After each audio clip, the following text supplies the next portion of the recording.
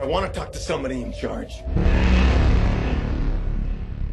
You are not fooling anybody when you say that what happened was a natural disaster.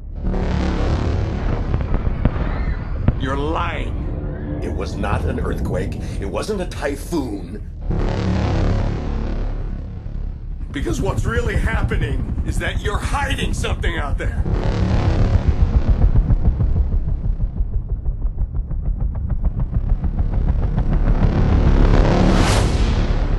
And it is going to send us back to the Stone Age. I can sum up this entire movie in one word. Ready? I don't know what that means, but it's awesome.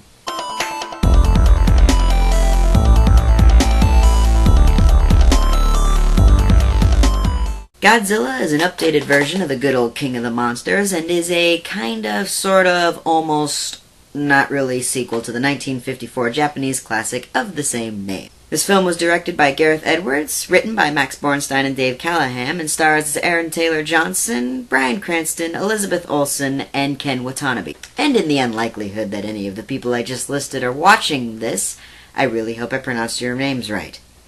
Please don't hate me if I didn't. And a big shout out, of course, to cinematographer Seamus McGarvey for his incredible work, and the entire special and visual effects teams for helping create what is most likely the most immersive giant monster movie experience ever.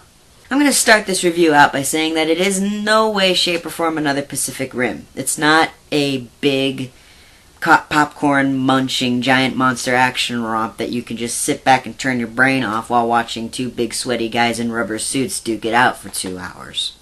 In fact, one of the biggest complaints about this film that I was hearing from critics who saw the film before it came out officially is that Godzilla really isn't in it all that much. And they're right, it takes almost an hour for him to even show up. However, when the big old king makes his presence known, O.M.G.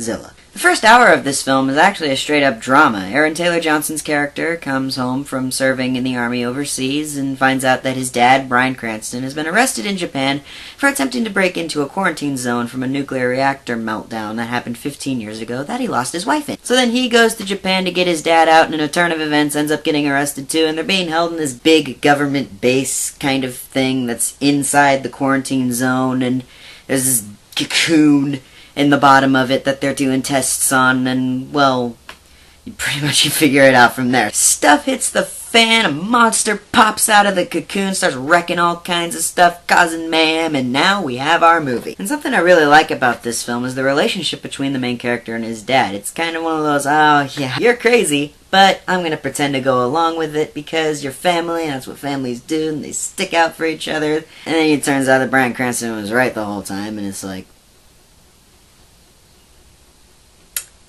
probably should have paid more attention to the bedtime stories. So Monster Mash over here is wrecking stuff all over, buildings are crumbling, people are dying, and through it all we have this World War Z-esque subplot of Aaron Taylor Johnson's character attempting to stay connected with his wife and kid, but they can't reach each other over phone or email or anything because, well, there's not really a whole lot left on Earth that's whole. And then, in the midst of all the chaos and destruction and fear, we come to it. As the rising of a tide, so is the forthcoming of a champion, a king of the monsters.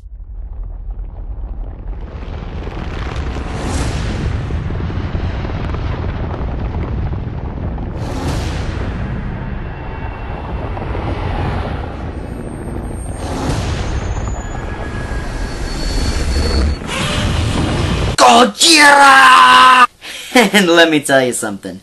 This is the best possible way to reintroduce the character of Godzilla. Dude comes up out of the ocean and stares this other monster freakazoid in the face, all Western style, with his hands down at his sides, fingers twitching like he's gonna quick draw or something. And he's just got this look on his face that just says, "Make my day." It's also the scene where you get that really cool flare shot, you know, the one that you see in the trailer.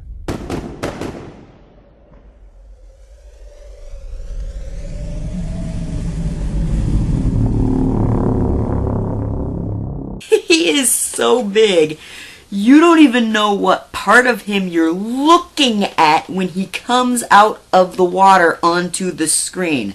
Then there's like this big, slow upward pan, and you get to his face, and he just looks like he's about to wreck some monster behind. And I'm sitting in the theater all like, Gareth Edwards, you put the God back in Godzilla. Oh yeah. Oh yeah, and speaking of slow, until you get to Godzilla's grand entrance to the stage, this movie is about as quick as a watched pop. So much time is devoted to people just sitting around computer monitors watching the first monster and having no idea what to do because earlier in the film this thing is proven to be virtually indestructible. But there's never really a moment where I felt bored. I mean, all this slowdown is being used pretty thoughtfully to build up how powerful this thing is and set up how intense the final battle is going to be. And when you get to that last 20 minutes,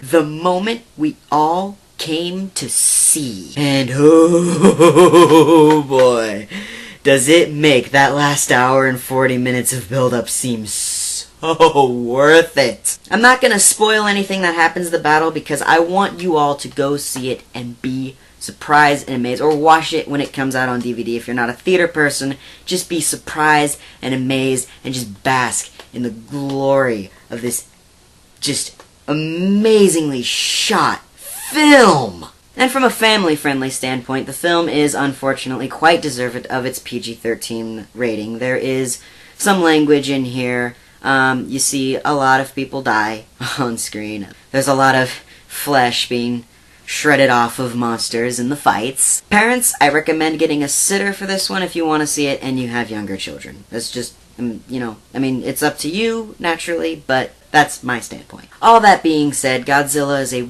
wonderfully put together film.